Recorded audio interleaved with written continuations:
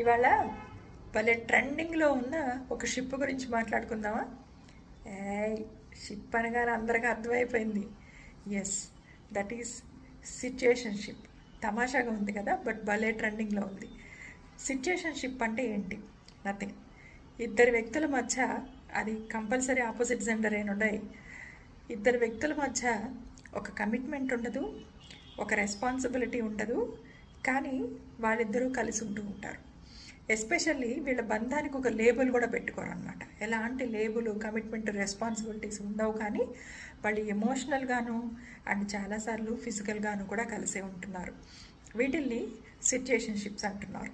అయితే అసలు ఈ సిచ్యుయేషన్షిప్స్ ఎందుకు మొదలవుతున్నాయి అండ్ ఎస్పెషల్లీ అమ్మాయిలు ఈ సిచ్యుయేషన్షిప్లో ఎందుకు పడిపోతున్నారు అంటే, సైకాలజీ ప్రకారం ఆడపిల్లలు ఇళ్ళ నుంచి చాలా దూరంగా వెళ్ళి చదువుకోవడాలు, ఉద్యోగాలు చేయడాలు లాంటివి చేస్తున్నారు. అక్కడ వాళ్ళకి కొంత సెక్యూరిటీ అవసరం వస్తుంది, కొంత ఎమోషనల్ సపోర్ట్ అవసరం వస్తుంది. మనకు అంటూ ఏదైనా బాధ, మంచిది చెడుది చెప్పుకోవడానికి ఒక మనిషి కావాల్సి వస్తున్నారు.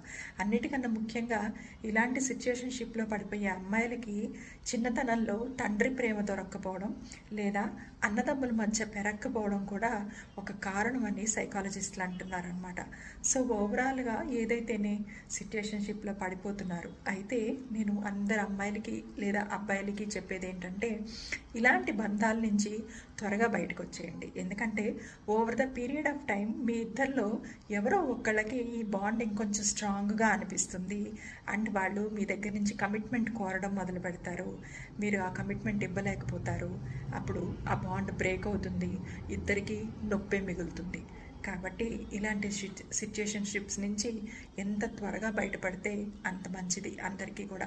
ఆ తర్వాత చేతులు కాలేక ఆకులు పట్టుకుంటే లాభం లేదన్నట్టు ఆ బంధాలు తెంచుకోలేక ఉంచుకోలేక తయారయ్యి మీకు అన్ని ట్రోమాస్గా మిగిలిపోతాయి. కాబట్టి త్వరగా బయటకు వచ్చేయండి ఇట్లాంటి సిచ్యుయేషన్షిప్స్ నుంచి.